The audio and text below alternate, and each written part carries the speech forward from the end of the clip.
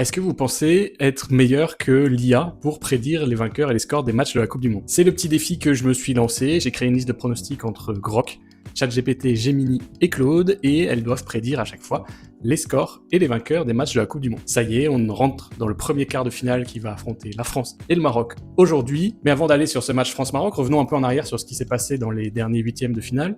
J'ai longtemps cru, j'imagine que vous aussi, à la victoire de l'Égypte contre l'Argentine, mais finalement, les IA avaient raison et l'Argentine s'est imposée à la fin. La Suisse s'est imposée au tir au but contre la Colombie dans un match qui a vu 0-0, peu d'opportunités intéressantes. Je trouve ça quand même cool que le foot soit un sport aussi peu pronosticable, surtout par des modèles d'intelligence artificielle qui ne se basent que sur de la donnée ou que sur des chiffres. On le voit bien même dans vos commentaires, vous étiez que deux à avoir réussi à trouver victoire de la Suisse au tir au but. On avait Nelson sur TikTok et on avait Zayrox sur YouTube qui en est pas en plus à son premier bon pronostic. N'oubliez pas que les IA ne voient que des chiffres et ne font que des statistiques, du coup forcément elles ne peuvent pas avoir bon à chaque fois. Et pour le match du jour, on a un pronostic intéressant parmi nos petites IA puisque ChatGPT, Claude et Grok vont prédire 2-1. ChatGPT va même utiliser son x2 histoire d'essayer de marquer plus de points sur le score exact et le vainqueur de ce match-là, tandis que Gemini ainsi que moi-même, nous allons plutôt être sur 2-0. Et vous, comment vous voyez l'issue de ce match? Dites-moi la Team Maroc dans les commentaires si vous voyez votre pays gagner, ou dites-moi le score que vous voyez, histoire qu'on puisse